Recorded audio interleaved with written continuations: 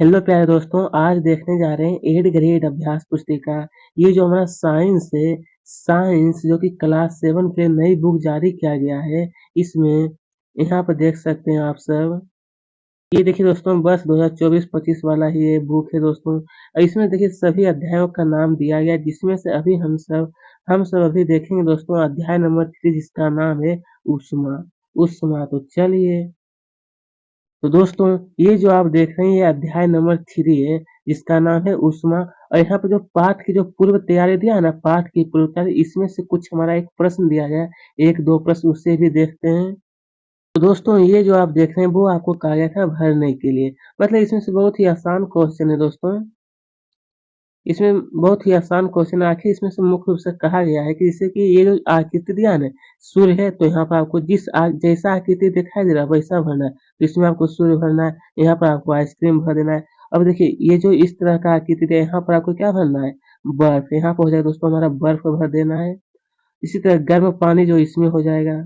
इसी तरह से ये सभी, ये जो इसमें ये वाला भरना है, ये वाला इसमें भरना है, ये वाला इसमें। तो चलिए अब का ऊपर दिए गए विश्लेषण से चर्चा करके लिखो कि वस्तु एवं गर्म एवं ठंडी क्यों लगती। चलिए इसका भी उत्तर देखते हैं। देखिए इसका उत्तर ये वाला दिया, ये आपको अच्छी तरह से ये नोट कर लेना है। अब आगे की ओर देखते हैं। तो दोस्तों, ये जो ऊष्मा चैप्टर हमारा दिया है, बिल्कुल नई बुक जो जारी किया गया ना, उसी का यह पीडीएफ है, तैयार किया गया है। ठीक है, तो चलिए हम लोग शुरू करते हैं। नई बुक का पीडीएफ तैयार किया गया 2024-25 के लिए। यहाँ पर आखिर हमसे कहा गया है वस्तुनिष्ठ प्रश्न, सही विकल्प चुनकर लिखिए। इसमें से क्वेश्चन नंबर 1 में आखिर हमसे कहा गया है कि आप बर्फ के एक टुकड़े को गर्म पानी के गिलास में डालिए, तो निम्न में से ऊष्मा प्रवाह की दिशा को सही सही दर्शाता है।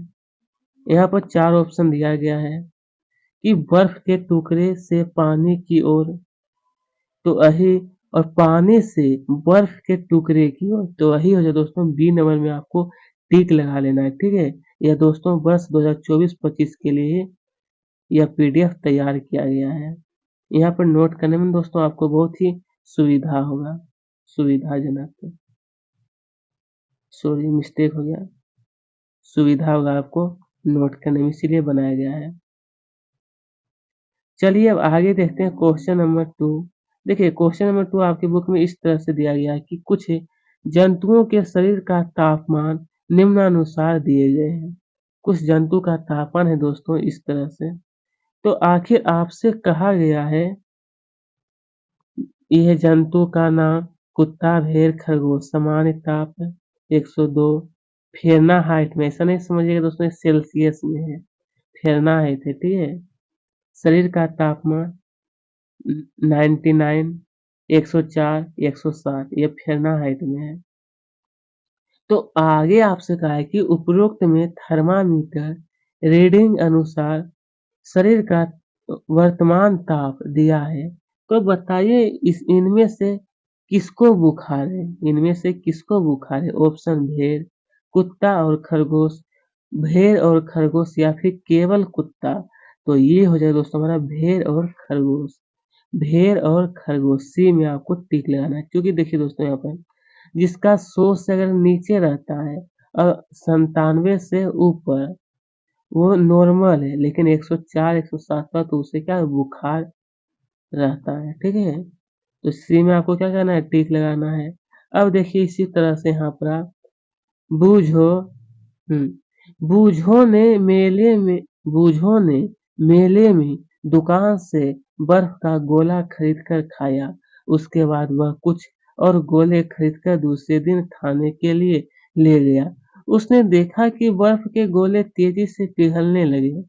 तो बर्फ के गोले को पिघलने से बचाने के लिए बूझो को क्या करना चाहिए। तो यहाँ पर ऑप्शन दिया है कि बर्फ के गोले को सूती साड़ी से लपेट कर रखना चाहिए, या फिर यहाँ पर कहा है बर्फ के गोले को जूट के कपड़े से लपेट कर रखना चाहिए। तो वही हो जाए दोस्तों हमारा बी नंबर। बी में आपको टिक लगाना है कि बर्फ के गोले को जूट के कपड़े से लपेट कर। जूट का मतलब क्या है, जो जूट जूट का जो कपड़ा आप सब देखते हैं ना दोस्तों, वही कहलाता है, जिसमें चावल आता है वो वाला। अब देखिए क्वेश्चन नंबर 4। एक प्रयोग में छात्र, हालांकि दोस्तों देखिए ये साइंस है तो इसमें थोड़ा क्वेश्चन अधिक भी होगा और क्वेश्चन थोड़ा बड़ा होता है, लेकिन आपको डरने की आवश्यकता नहीं है, सिर्फ समझने की आवश्यकता है।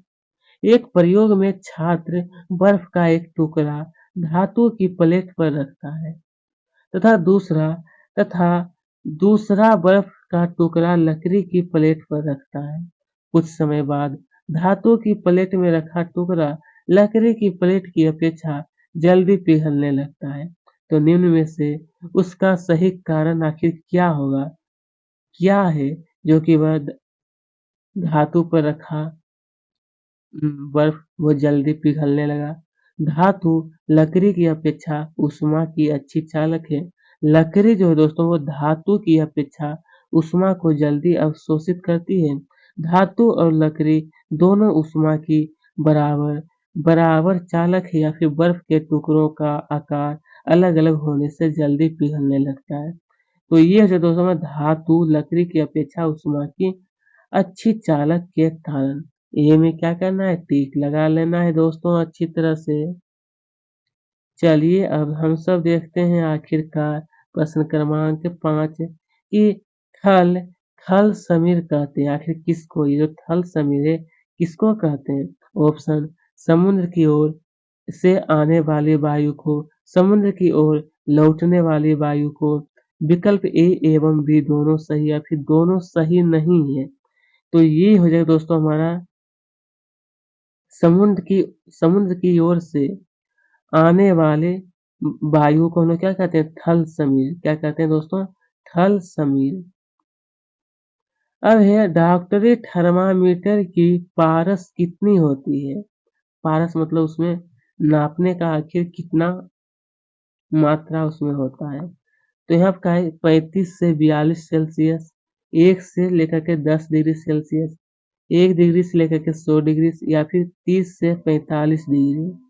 तो ये हो जाए दोस्तों हमारा ए नंबर में ही टिक लगाना है कि 30 से 42 डिग्री सेल्सियस का वहाँ पर पारस होती है। किसमें? तो डॉक्टरी थर्मामीटर जो नापते हैं ना वो वाला। मनुष्य का सामान्य ताप कितना होता है? किसका? तो मनुष्य का सामान्य ताप, तो ये हमारा 37 डिग्री, कितना? 37, बी में टिक लगाना है। 37 डिग्री ही सामान्य ताप। तो फिर चलिए दोस्तों अब आगे की ओर देखते हैं। अब प्रश्न क्रमांक 1.2 इसमें से क्या है? रिक्त स्थानों की पूर्ति कीजिए।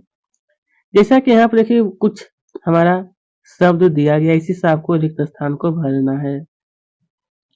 क्या है? ऊष्मा का प्रवाह सदैव गर्म वस्तु से क्या होता है? ठंडी वस्तु की ओर होता है। रबर, लकड़ी एवं प्लास्टिक ऊष्मा के क्या है? कुचालक। यानी यहाँ पर क्या होता है दोस्तों की ऊष्मा फैलता नहीं है रबर रबर लकड़ी और प्लास्टिक से। दिन के समय स्थल जिसको लोग कहते हैं थल जल की अपेक्षा शीघ्र गर्म होता है। समुद्र की ओर से का यहाँ पर आपको भरना है दोस्तों समीर, ठीक है, कहते हैं। स्थल की ओर आने वाली वायु को, यहाँ पर दोस्तों ही आपको भर लेना अच्छी तरह से। चलिए अब यहाँ पर थोड़ा सा देख रहे हैं दोस्तों, थोड़ा क्वेश्चन में मिस्टेक, लेकिन आंसर सिर्फ आपको भर लेना है, ठीक है। सूर्य से हम तक ऊष्मा आने वाले प्रक्रम को क्या कहते हैं? विकिरण। क्या कहते हैं? विकिरण कहा जाता है, ठीक है। यही तरह दोस्तों सभी आपको अच्छी तरह से भर लेना है। अब आगे की ओर देखते हैं। यहाँ पर देखिए आप सब, तो आखिर यहाँ पर हमसे पूछा गया है कि अति लघुत्तर, ये प्रश्न कैसा है दोस्तों? अति लघु, जिसमें से कहा है, सॉरी, प्रश्न क्रमांक 2, ऐसे पदार्थ जो ऊष्मा का स्थानांतरण नहीं करते उनको परिभाषित कर आपको दोस्तों उदाहरण सहित आपको आंसर बताना है। तो उत्तर में लिखना है आपको, जो पदार्थ अपने से होकर ऊष्मा को आसानी से नहीं जाने देते हैं ऊष्मारोधी कहलाते हैं। उदाहरण के तौर पे आपको लिखना है प्लास्टिक और लकड़ी। चलिए क्वेश्चन नंबर 3, यहाँ पे देखिए आपसे कहा गया है कि आपके आस-पास पाई जाने वाली ऊष्मा की चालक तथा कुचालक वस्तु के नाम लिखिए। आपके आस-पास जो पाया जाता है ना दोस्तों, वो आपको लिखना है। दोस्तों यहाँ पर कुछ दिया गया है। ऊष्मा की जो चालक है वो लोहा हो जाएगा, तांबा, एल्यूमीनियम और चांदी। और ऊष्मा की कुचालक ये हो जाएगा लकड़ी, रबर, प्लास्टिक और कागज। ठीक है। चलिए दोस्तों अब देखते हैं हम सब आगे की ओर। यहाँ पर आखिर हमसे कहा गया है प्रश्न क्रमांक 4, क्या क्या डॉक्टरी थर्मामीटर में पारा धातु के स्थान पर अन्य धातु का उपयोग किया जा सकता है? यदि हाँ तो क्यों? नहीं तो क्यों? वो आपको उत्तर में लिखना है। तो लिखिएगा उत्तर में। डॉक्टरी थर्मामीटर को केवल मानव शरीर का ताप मापने के लिए डिजाइन किया गया है। थर्मामीटर के पारे की गुणवत्ता के कारण इसका उपयोग दोस्तों आखिर इसका उपयोग किया जाता है, पर आजकल थर्मामीटर के स्थान पर डिजिटल थर्मामीटर का उपयोग किया जाता है। बहुत सारे दोस्तों अभी के समय में बहुत सारे जो डॉक्टर हैं ना वो डिजिटल थर्मामीटर को अब रखते हैं। ठीक है। चलिए अब यहाँ पर देखिए आपसे तो हमसे कहा गया है कि क्या, एक मिनट, हाँ अब से क्या क्या डॉक्टरी थर्मामीटर द्वारा बर्फ के टुकड़े का तापमान मापा जा सकता है? यदि नहीं तो क्यों? तो उत्तर में आपको लिखना है कि डॉक्टरी थर्मामीटर द्वारा बर्फ के टुकड़े का तापमान नहीं मापा जा सकता, क्योंकि बर्फ का तापमान 0 डिग्री सेल्सियस होता है और थर्मामीटर की तापमान है दोस्तों वो 35 से लेकर के 42 डिग्री सेल्सियस होता है। ठीक है।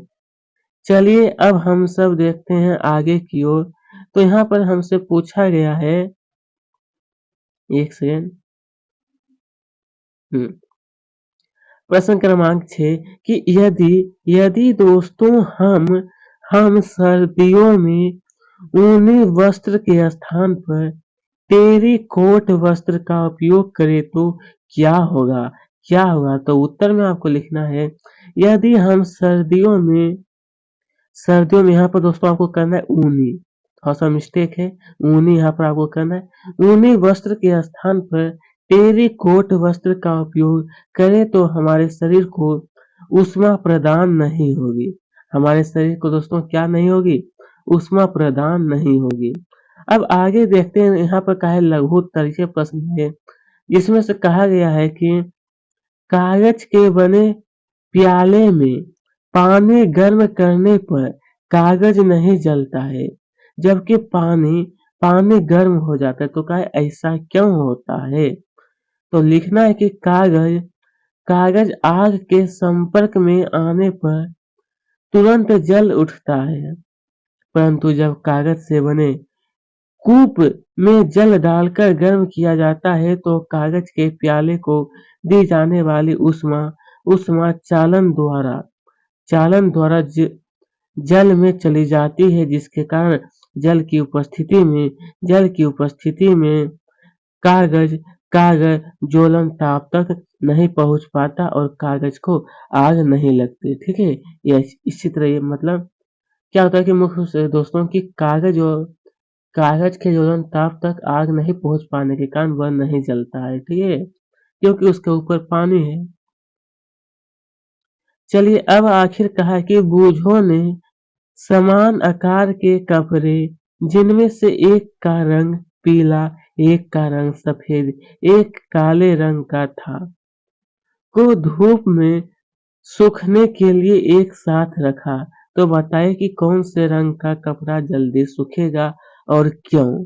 वो भी बताना है। तो उत्तर में लिखना है कि काले रंग का कपड़ा जल्दी सूख जाएगा, क्योंकि गहरे रंग के वस्त्र जैसे कि काला अधिक ऊष्मा यानी गर्मी अवशोषित करते हैं, जबकि हल्के रंग के कपड़े जैसे कि सफेद ऊष्मा का कम अवशोषण करते हैं उसे परावर्तित कर देते हैं, मतलब जो प्रकाश आता है दोस्तों उसको क्या कहता है, सफेद कलर का जो कपड़ा होता है वो परावर्तित करता है, लेकिन जो काला होता है वो क्या करता है, अवशोषित करता है, इसलिए वह काला कपड़ा जल्दी सूख जाता है।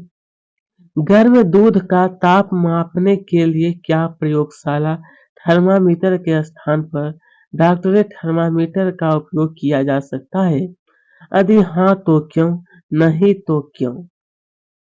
तो उत्तर में आप सबको लिखना है कि नहीं।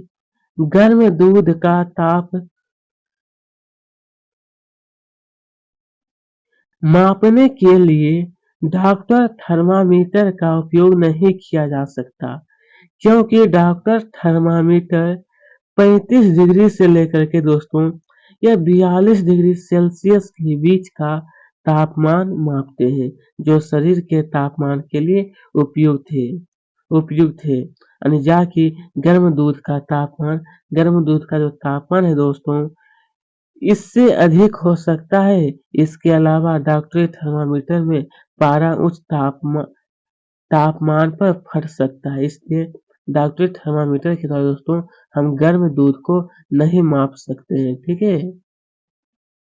चलिए अब यहाँ पर देखिए, क्या बूझों ने देखा कि उसके उसके घर में पूरी तले तलते समय तलने वाले बर्तन पर लगा लकड़ी का हत्था निकल गया तो बर्तन को पकड़ने पर वह गर्म लगा।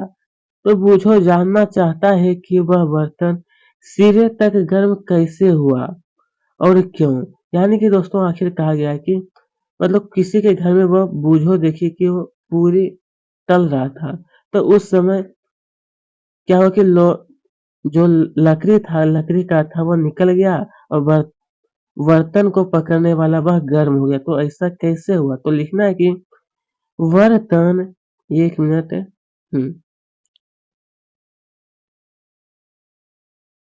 अब सही है।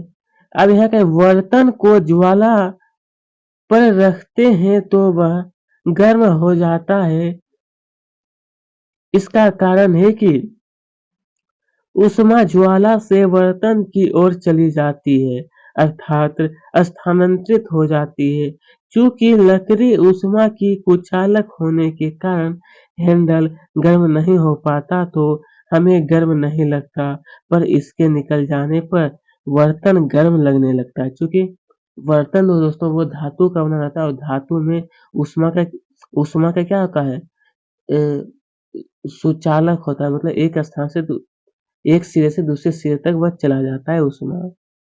अरे ऊष्मा स्थानांतरण करने में चालन और संवहन की प्रक्रिया में अंतर बताएं। तो लिखना है कि किसी पिंड के अंदर सूक्ष्म विसरण तथा कणों के टक्कर के कारण जो ऊष्मा का अंतरण होती है उसे ऊष्मा चालन कहते हैं।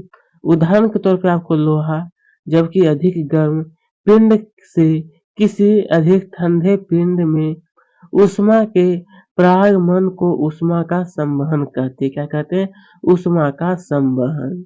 मतलब गर्म वस्तु से लेकर के ठंडे पिंड में ऊष्मा का परागमन क्या कहलाता है, ऊष्मा का संवहन। चलिए अब आगे कहा गया है, आखिर देह उत्तरीय प्रश्न, इसमें से प्रश्न क्रमांक 12 का ये हमारा है। अधिक सर्दियों में आप एक मोटे कंबल या एक के ऊपर एक जुड़े दो पतले कंबल में से किसका चुनाव करेंगे और क्यों? कारण स्पष्ट आपको बताना है। तो आप इस प्रकार से उत्तर लिखिएगा दोस्तों कि सर्दियों में हम एक के ऊपर एक दो कंबल का चुनाव करेंगे, क्योंकि यह उष्मारोधी होते हैं और हमें ठंड से क्या होते बचाते हैं, ठीक है। इसलिए एक के ऊपर जो एक परत होता है उसी को चुनाव करेंगे। अब है इसी में से नंबर 2 में आखिर हमसे कहा गया है कि क्या ऐसे भवनों का निर्माण संभव है जिसमें मौसम के अनुसार अनुसार प्रभाव आने के ठंडा या गर्म ना हो। तो इसका उत्तर आप इस प्रकार से लिखिएगा कि भवन की बाहरी दीवार को यदि ऐसा बना दिया जाए कि उनके बीच में वायु की एक परत बंद हो जाए तो ऐसा संभव होगा। इसकी एक और विधि है कि भवन भवन निर्माण में खोखली ईंटों का उपयोग किया जाए तो आजकल उपलब्ध है। भवन निर्माण में दोस्तों अगर खोखली ईंटों का उपयोग किया जाए तो आजकल क्या इसका उपलब्ध है। चलिए अब देखते हैं प्रश्न क्रमांक 13 का यह है। बूझो को कक्षा के 10 बच्चों के शरीर का ताप डॉक्टरी थर्मामीटर के उपयोग द्वारा मापने के लिए कहा गया। बताइए कि डॉक्टरी थर्मामीटर से ताप मापते समय बूझो को कौन कौन सी सावधानियां रखनी चाहिए। किसी भी दोस्तों शरीर का अगर ताप मापते हैं तो उसमें से कौन कौन सी सावधानियां हमें बरतनी चाहिए वो बताना है। तो लिखना है यहाँ पर सावधानियां। नंबर 1, थर्मामीटर को उपयोग से पहले व बाद में धो लेना चाहिए। उपयोग से पहले का ताप जो दोस्तों 35 डिग्री सेल्सियस से नीचे हो। थर्मामीटर को पहले समय को पढ़ते समय पारे का तल दृष्टि रेखा की सीधा में होना चाहिए। थर्मामीटर उपयोग के समय बल्ब नहीं पकड़ना चाहिए। अगर बल्ब आप पकड़िएगा तो आपका तापमान वो बता सकता है, इसलिए उसको नहीं पकड़ा जाता है। ठीक है, हालांकि यही आपको कुछ लिखना था जो मैं बता दिया हूँ। अब इसी में से नंबर 2 में कहा डॉक्टरी थर्मामीटर का सचित्र वर्णन कीजिए। सचित्र का मतलब होता है दोस्तों कि आपको चित्र के द्वारा इसे बताना है। तो दोस्तों मैं आपसे अनुरोध करता हूं कि आप क्लास 7 का जो साइंस बुक है ना, उसमें से चैप्टर नंबर 3 देखिएगा तो वहां पर डॉक्टरी थर्मामीटर का चित्र दिया गया है। चाहे तो आप वहां से चित्र बना सकते हैं, अन्यथा चित्र उतनी आवश्यक नहीं है। तो चलिए इसका उत्तर आपको लिखना है कि डॉक्टरी थर्मामीटर में एक लंबी, बारीक तथा एक समान व्यास की कांच की नली होती है। इसके एक सिरे पर बल्ब होता है। बल्ब में पारा भरा होता है। ये आपको लिखना है। अगर आप चाहें तो चित्र बनाने के लिए तो आप बुक से बना सकते हैं। मैं आपके फायदे के लिए ही बता रहा हूँ। ठीक है दोस्तों, वहां से आप अच्छी तरह से नोट कर लीजिएगा। बुक जो दिया है ना क्लास 7 साइंस, चैप्टर नंबर भी बता देता हूँ। ये जो चैप्टर ऊष्मा चैप्टर है ना, इसी में दिया गया है थर्मामीटर का चित्र। चलिए अब समुद्र समीर तथा थल समीर को सचित्र समझाइए कि समुद्र समीर और थल समीर को।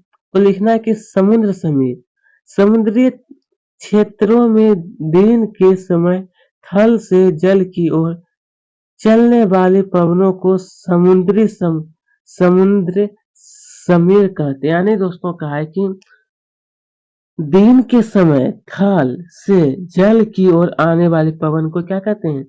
समुद्री समीर कहते हैं।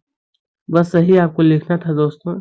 अगर आप चाहें तो इसका चित्र भी बना सकते हैं, आपकी बुक में दिया गया है वही ऊष्मा वाले चैप्टर में। उतना आवश्यक नहीं दोस्तों चित्र बनाने के लिए। अगर आप चित्र बनाएंगे तो बहुत इसमें चित्र दिया है। सिर्फ आपको क्या है, चित्र थोड़ा सा ध्यान में रख लेना है कि हाँ थर्मामीटर का चित्र इस तरह से होता है। ठीक है, ये सब सिर्फ ध्यान में रखना है। डॉक्टरी थर्मामीटर एवं प्रयोगशाला थर्मामीटर में अंतर आपको लिखना है।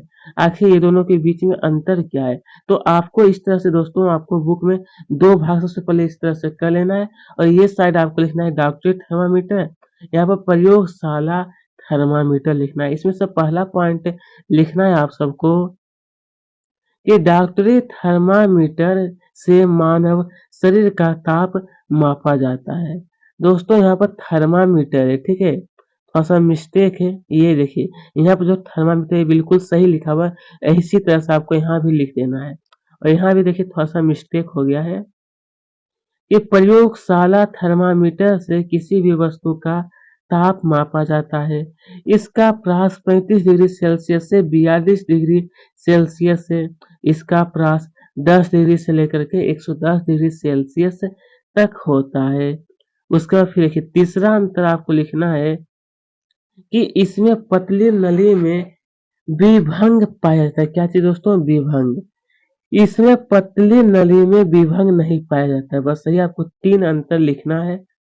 ठीक है? तो चलिए दोस्तों अब आगे बढ़ते हैं। मैं आशा करता हूँ दोस्तों यह पीडीएफ आपको बिल्कुल अच्छी तरह से क्लियर दिखाई देता होगा और आप अच्छी तरह से नोट भी करते होंगे। तो चलिए अब आगे देखते हैं। हमारा ये दिया है दोस्तों, अब आगे प्रोजेक्ट कार्य है जिसमें से कहा है अंकीय, जिसको हम लोग कहते हैं डिजिटल थर्मामीटर की सहायता से अपने 10 मित्रों के शरीर का तापमान नोट कीजिए। किससे? तो डिजिटल थर्मामीटर की सहायता से। तो आप इस प्रकार से दोस्तों लिख सकते हैं कि अपने यहाँ पे देखिए तालिका बना गया है। आपके बुक में भी दोस्तों इस तरीके से तालिका दिया गया, वहां पर आपको भर लेना है अपने सहपाठी का नाम और डिजिटल थर्मामीटर का तापमान। तो सूरज का हो जाएगा 37 डिग्री, शिवांगी का 37, सोनोली का 37, मुस्कान का 37, राज का 36 और शिवम का दोस्तों हमारे यहाँ दिया है कि 36.9 डिग्री सेल्सियस। संस्कार एक नाम है दोस्तों जिसका तापमान है 37 डिग्री सेल्सियस। साहिल का 37.2 डिग्री सेल्सियस। हालांकि दोस्तों आप चाहे तो ऐसा नहीं कि आप 40 से ऊपर दीजिएगा, वो नहीं कीजिएगा, क्योंकि 40 से ऊपर किसी भी मनुष्य के शरीर का तापमान उतना नहीं होता है और 35 से कम भी किसी का नहीं होता है। ठीक है? क्योंकि अगर इससे कम होगा तो उनका जीवित रहना ही संभव नहीं है। अब ये प्रोजेक्ट कार्य 2 जिसमें से आखिर हमसे कहा गया है कि किसी डॉक्टर या अपने निकट के किसी स्वास्थ्य केंद्र पर जाइए। डॉक्टर को किसी रोगी का ताप मापते हुए देखिए।